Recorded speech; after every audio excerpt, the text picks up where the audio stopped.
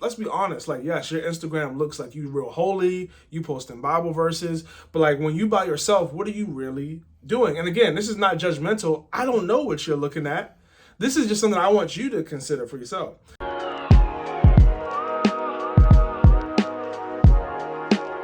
What's up, fam? My name is Tim. This is my beautiful wife, Pauline, and you were tuning in to another episode of the W Podcast, where you get wisdom in the word with the We learn. Hey, so we are so excited to have y'all back this week. We got an amazing topic. What are we talking about? We're talking about, are you who you attract? How much does who you attract say about you? Is it biblical? Is it not? Is it hogwash? Yeah, so if you're wondering where this topic came from, it's actually from a post that we made on Instagram this week. If you don't follow us on Instagram, follow us on Instagram at We Are Just Dating. But the post, interestingly enough, that wasn't even what the post was really about. You attract who you are. That was one of the points in like 8 different slides. The post was really about dating Christian men who really ain't godly. Like, sadly, so many women had that experience. I don't know if you ever had that. I don't think you did, but I did not, fortunately. I have other issues, but were you anyway? So stay on topic. That's what the post was about. You were not attracting godly men. What does that look like? Why is that? Do you really not have any options? But few people pointed out, and no shade or disrespect to the people that pointed it out, but we said clearly it ain't clear enough. We love to bring clarity. So we were like, what does it look like to attract who you are? Someone said that's not even biblical. And I was just like, sheesh, like y'all calling us out on like we don't know our Bible? Goodness gracious. So we gonna get into all of that. I mean, nobody really knows the Bible. You right, but dang, like I try. Well, I think it's a cool podcast topic because you can only go so deep on Instagram. So yeah. So you ready to jump in? yeah, let's jump in 2 feet. So first off the bat, let me just clear this up. You attract who you are when we say that, because that's a popular saying. I don't know if you know that, but like a lot of people and it is say secular that. In a way. It's a popular in secular world. But when we say that, that is a figurative statement, not literal. So we're not literally saying you attract who you are. If a chicken came up to you and thought you was hot, like you're not a chicken. Like, yeah, it's stupid, but like that's not what we're saying. We're not saying that if an ungodly man just sees your beauty, if you just fine like that, you just can't help but walk through the street and a man looks at you and says that you're attractive. We're not saying that, oh, it's your fault. Right. You can't control that. That's not what we're saying. The statement we were making was more figurative. And let me just go back to the post because I think it's worth the time. We said if you are constantly attracting ungodly men, that makes us question, why is that? That's where we were more so coming from with that specific point on that post, was if you're constantly attracting men who are not godly, I feel like there at least should be some question.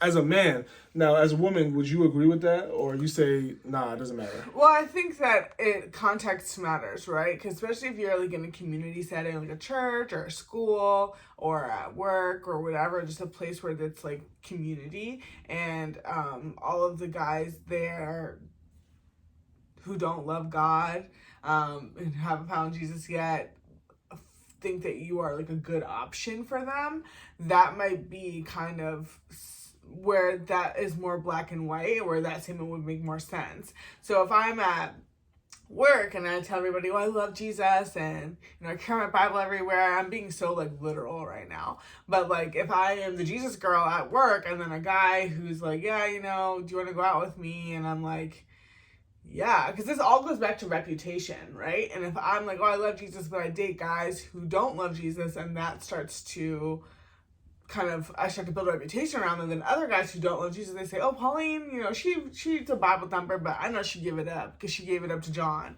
And, he told me about it and this, that.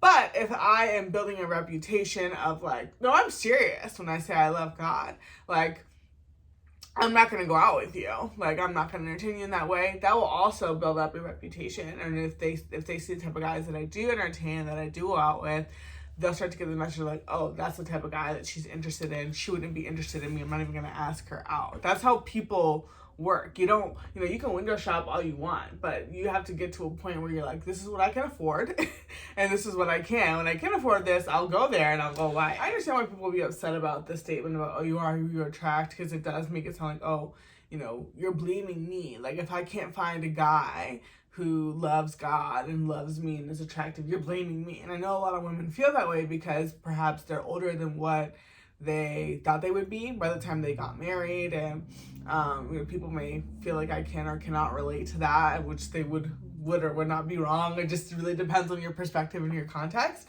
But also, you don't have to relate to things to be able to speak wisdom over it, or else we all would have to go through every single situation, and that's not realistic. But yeah, I think that a lot of times, it is just very, very easy for us to cast blame on others. So a lot of times women do date crappy guys, and they're like, hey, well, I wanted to get married, I wanted to do this, I wanted to do that, I did everything that I was supposed to do, but this guy I was with just wasn't serious, and, he said he did one thing and it turned out he was a liar, and that's upsetting me. But I think a lot of times as women, our focus is too much on the guy, and it's too much on like, oh, well, he was wrong and he lied and he did this and he did that. And it's like, well, okay, sis, like, yes, he was wrong, but also how many questions did you ask? What type of questions did you ask? Like, how did you already get 6, 7, 8, 9, 10 months to a relationship, and then you found out that he had a child that you didn't know about? Like, how many, like, I guess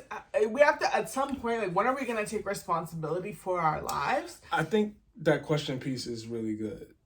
Sorry, I know you was in it, but I don't want to go too far past that, because I think that could get missed. Yeah. Of like, because I think when people read that post, some women who truly do love God read that and were like, I am not someone who's just out here dating anybody. Right. And I think that's where it may have gotten offensive, where it's like, we're not talking about somebody who clearly don't love Jesus walking up to you, but we're saying the people who you thought maybe they had a deeper relationship with the Lord than they do. Yeah. Like, you attracting those people who are like fringe, I hate to say it like this, but like on the fringe, lukewarm Christians. How about that? That's a more biblical term. Attracting lukewarm Christians. I feel like some of that does come into who you are. Yeah. If it's consistently happening, obviously once happens, maybe even twice. But if you got 3, 4, 5, 6 different instances of dudes coming up to you who are lukewarm and you're attracting them, to me that says that's well, I think at the end of the day, it comes down to reputation, like we said, and it is more obvious or more potent in a community setting, like I mentioned earlier. But I think that I really want the women to walk away from the victim mentality of like, oh, well, this has happened to me and guys have treated me badly. And some of you are, have been and are survivors of really terrible situations, whether it be abuse, whether it be manipulation, all these other, the things happen out there. And I'm not trying to sugarcoat that at all, but this is really for the women who are frustrated and you're like, hey, I'm doing everything I'm supposed to be doing and I'm doing the best with what I have, and you feel like all you have is scraps. God does not have scraps for you. God has the best, top of the line, Ruth Chris, succulent steak, whatever and if you don't eat meat, whatever it is that you love, top of the line to you, whatever that means, high-end luxury, God has that for you. And I feel like some women, they entertain scraps because they feel like, well, this is what my options are. This is what I have, and I don't want to, turn down just nothing and be by myself and be lonely. And it's like, well, you're kind of creating this vicious cycle of like, okay, well, I guess he's saved enough, or he's been going to church for 2 weeks, so like, I guess that's okay. And then you're frustrated that he's not deep and knowledgeable and, not treating you right. And he's, he just walked off the street yesterday. So I think that, if you are, it does play into your reputation, because even there are some guys, and we've talked about this in the past, who like, they are, sometimes Christian guys are a little bit slower, more mature. Christian guys are slower when it comes to approaching women. And if he's hanging back to see like, oh, what's Pauline gonna do? Is she like, I'm gonna watch her for a couple weeks and kind of get to know her, see what she likes. And then because I'm being impatient, I'm starting to entertain, Tom. And Tim is like, oh, that's what you're into? Like, okay, it kind of like sets myself up for failure because my expectation of the Lord is so small, and I'm, kind of I'm pushing away better options. You said an interesting word. You said entertain. And that was another comment, which I actually like. Said, you can't control who you attract, but you can control who you entertain, which 1,000% absolutely you can control who you actively choose to start dating. And I think that that's something that is valuable and should be brought up. Like, yes, absolutely. And I think that's another reason why that statement, you are who you attract, really bothers some people, because there are real examples of dudes coming up and they ain't godly, and it's nothing that you've done besides just be cute, that they've come up to you. Right. And I think two things. So I think that like you are a summation of who you attract. And so it's not just like, oh, you are the weakest link, goodbye, the ugliest person who, walked up to you. Like, that's how attractive you are. Like, no, not at all. And I mentioned this earlier, like, okay, almost 98% of the guys, especially the black guys in this world, would have gone out with Beyonce when she was single, right? That doesn't mean that because the ugly guy's interested in Beyonce that she's not beautiful or that she's not, one of the most attractive women. Obviously, the more attractive you are, the more guys, the more options you have, right?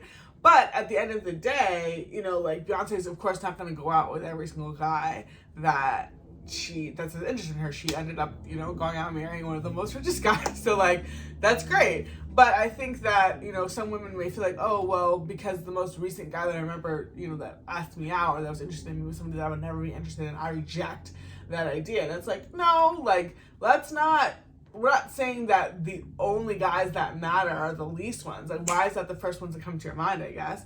But we're talking about the totality and like the summation of it all. Like, if you had a great guy that you dated but it just didn't work out because he moved across the world, like, that's probably sad. But also, like, not every guy that you've dated is a bum, hopefully. And if that is true, like, and again, it all goes back down to reputation and consistency. Like, if you're dating the same problem with a different name, then that's something that's you. You're the common denominator. You need to make better decisions and, like, revamp your vetting process when it comes to dating people.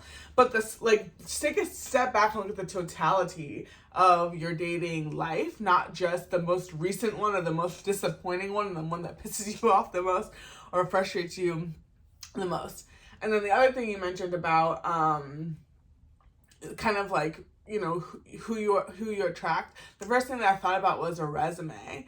And sometimes we accept certain jobs and we take certain jobs because we're like, oh, this will look really good on my resume. Like, I'm not going to be here forever, but this is going to give me a skill set. This is going to give me opportunities. Like, I want Google, I want Microsoft on my resume, no matter how long I'm there, right? And not that you look at people in that way, because of course, when you go on in a date or you start, or at least you enter into a relationship with somebody, you're hoping that it will end in marriage, but you just never know. But also at the end of the day, you hopefully, we're mature enough to realize, like, there's a good chance the person that you're dating, you'll end up marrying them, and that's okay. And that's why you do want to date in a way that is godly, that protects you, that protects them. But also at the end of the day, you should be kind of thinking to yourself, like, how is this going to look on my dating resume? Like, because some people be dating people in secret because they're lonely. And they're like, well, I just want somebody in my phone, and I would never introduce him to my mom. And like, it's like, okay, like, then why are you dating him if you're not really proud of that person? And some people look at Instagram as like a dating resume, which is what it is. But I think that, that's something to keep in mind. If you are not necessarily like proud of that person, if you're not learning anything from them and you're not growing in that relationship, whether it leads to marriage or not, because of course some of that really isn't up to you. But if you are, it's something that you're proud of, and that's what I guess I'm talking about, the entertaining thing. And I totally agree with that comment as well. Like, just because someone's interested in you doesn't mean that you give them your time and your attention. And like that post was really, it wasn't for everybody. That specific slide, the one that said, like, you are who you attract. Like, some of y'all are really killing it with boundaries. Some of you guys know how to use the word no. Some of you know exactly what you're looking for, and you've been making decisions according to that. And that's awesome. And like, shout out to you, you know, if that's you. But a lot of us aren't there. A lot of us say one thing and we do something else. You know, if we're being honest, we know we talk to y'all. You know, some of you guys make lists and say you want a man who does this and does that, but then you're also, you know, on Bumble and dating apps and going out with guys that really have not ever told you that they were interested in Jesus because they're 6'5" and because they're a certain skin color and all these different things. Like, this is real stuff.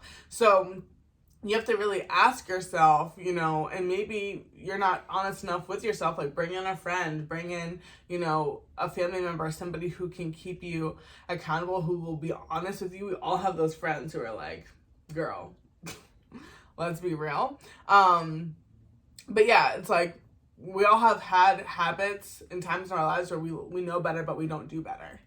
So we listen to podcasts, we read books, we read our Bible, we listen to sermons, and we get all this information, but we don't apply it.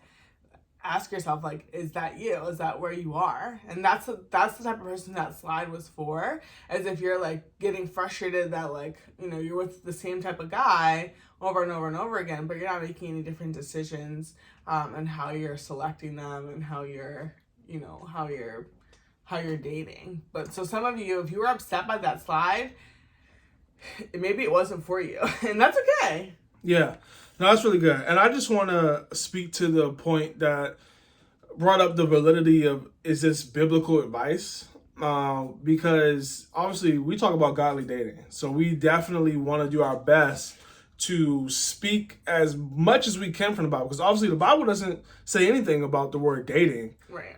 So how do you have any biblical advice that's godly dating if it doesn't say the word dating? That's because the Bible in totality talks about a lot of different things about your character, how you should act in a relationship that can help you have a godly relationship. So something I just want you to consider. You can take this in your own prayer time when you're talking to the Lord and have a conversation with him about this. But when it comes to you attract who you are, I believe there's a deeper point to just, if you are good looking, you're going to attract good looking people, things like that. The first verse I want you to consider is the verse that says, as a man thinks in his heart, so is he.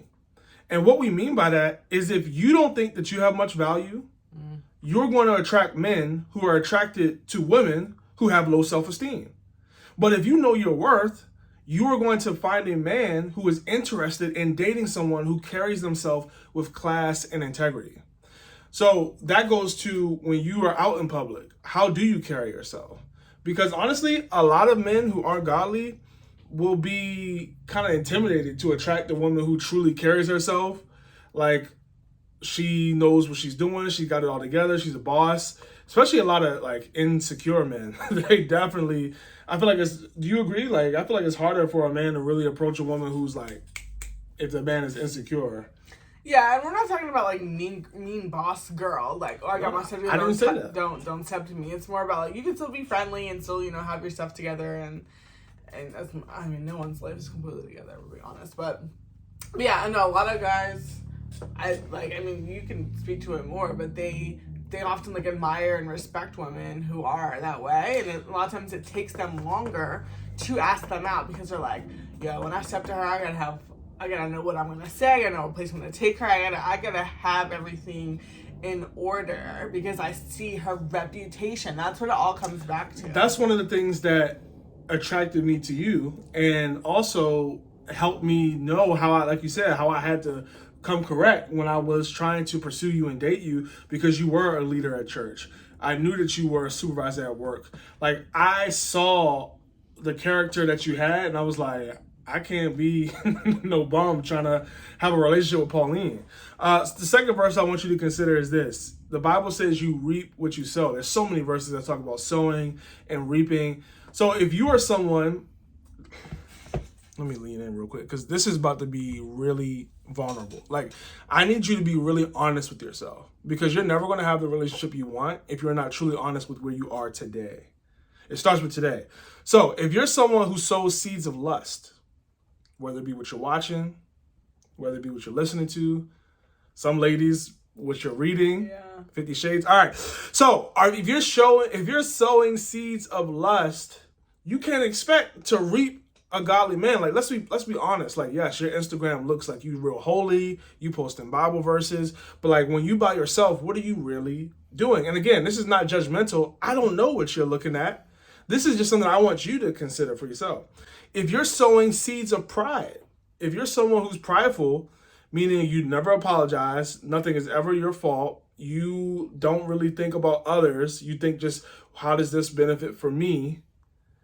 You can't expect to reap a godly man who is walking in humility. Yeah. Do you sow seeds of insecurity?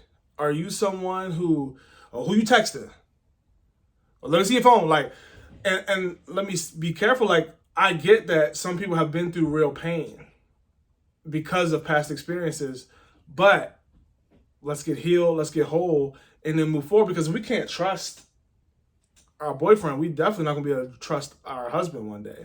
Yeah, and we've talked about that in Just Eating University in the first course as well, about getting free, because some of you all, either you've been through it on your own, or maybe you've seen your moms or your aunts, or you've seen parents go through tough times, and it's made you've kind of like adopted, inherited their pain and their mistrust, and it does affect the type of guy that you're with, the guys that you trust, or the guys you're open to, and honestly, the type of guys that are interested in you, and whether you realize it or not. And I've heard stories of women who, like, even just seeing their parents divorce, like, they were self-sabotaging because they were, like, deep down, they were afraid to get divorced themselves as well.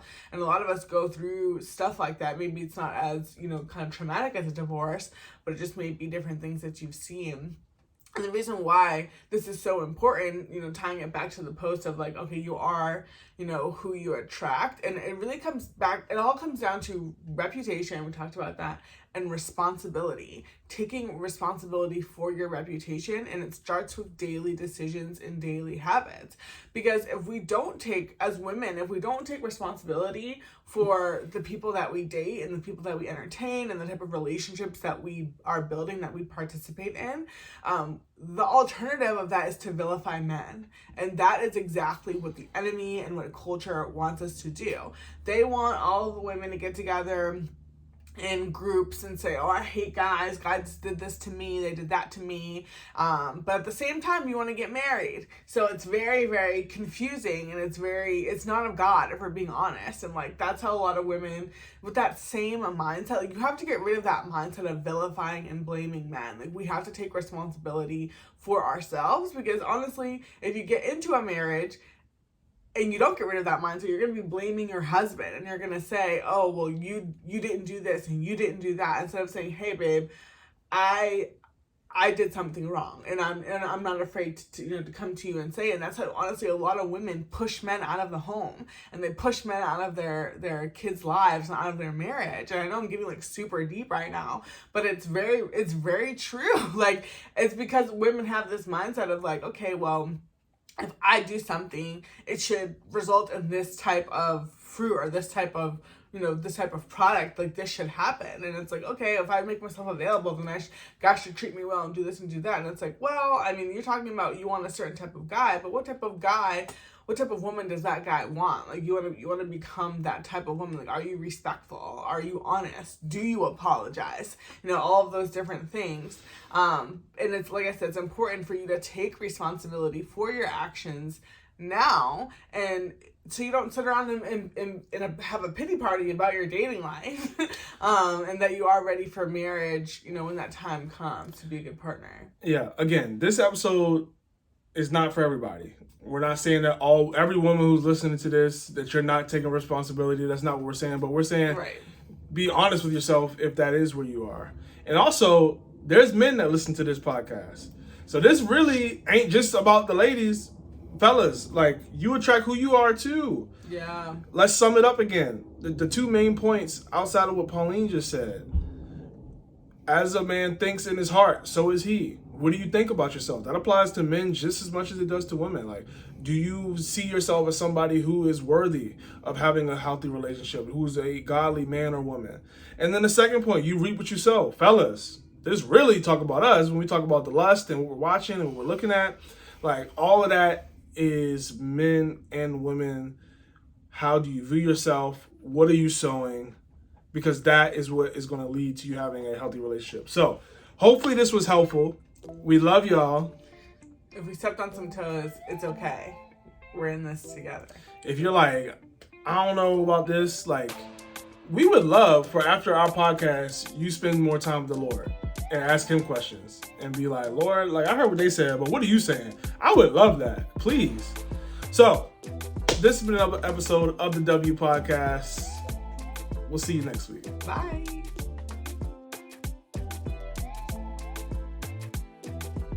Thanks for watching this video. To get more Christian relationship advice, subscribe to our channel. And make sure you check out our other videos as well.